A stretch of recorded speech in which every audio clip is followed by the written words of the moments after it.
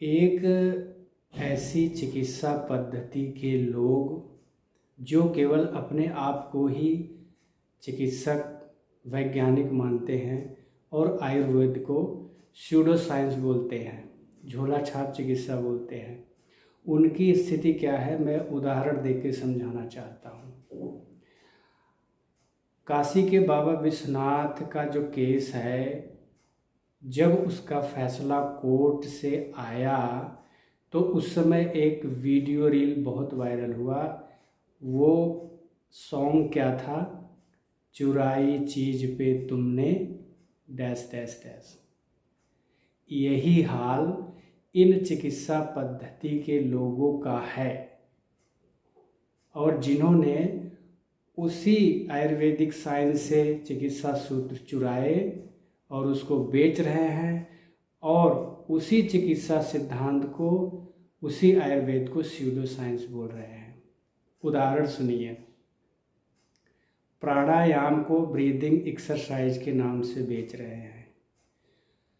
सुश्रुत, जो शल्य चिकित्सा के जनक कहे जाते हैं, उनकी नाक की सर्जरी को चुरा करके राइनोप्लास्टी के नाम से बेच रहे हैं।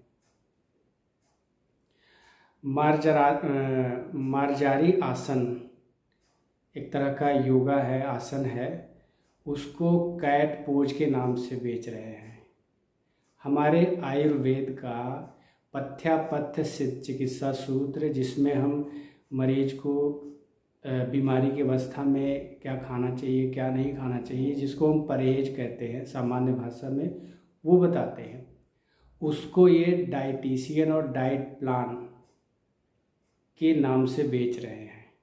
और इनका डाइट प्लान कमाल का, इनका डाइट प्लान व्यक्ति के वात पित्त कफ अग्नि और दोष से कोई उसका लेन देन नहीं होता है।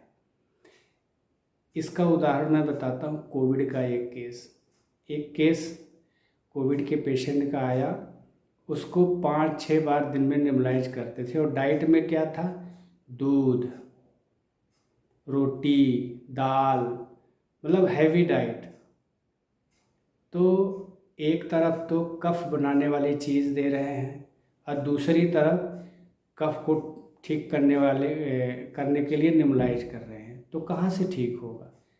हमने उस केस को लिया और सबसे पहले उसका डाइट प्लान चेंज किया। उसका दूध, चावल, रोटी और कोई भी भारी आहार बिल्कुल बंद कर दिया। सिंपल दाल, दलिया, सूप, सब्जी ये देना स्टार्ट किया, और आयुर्वेदिक दवाई दी। आप भरोसा तो नहीं करोगे, लेकिन उस पेशेंट से आज भी मैं आपकी बात करा सकता हूँ। वो उसी दिन से नेबुलाइज उसका छूट गया, और वो 3-4 दिन के बाद बिल्कुल ठीक हो गया। तो देखिए, मैं किसी का किसी की निंदा या किसी का विरोध नहीं कर रहा हूँ, लेकिन अगर कोई पैथी का चिकित्सक हमें स्यूडो साइंस का डॉक्टर या फर्जी डॉक्टर या झोला छाप बोलेगा, तो हम सच को बोलने से नहीं कतराएंगे। हाँ, मानते हैं आपके अंदर भी क्वालिटी है, आपके अंदर भी क्षमता है, आप भी समाज के लिए उपयोगी हैं, हम इस चीज़ को मानते हैं। लेकिन जितना है उतना ही, आपकी क्षमता जितनी है उतना सम्मान आपको हम भी देंगे।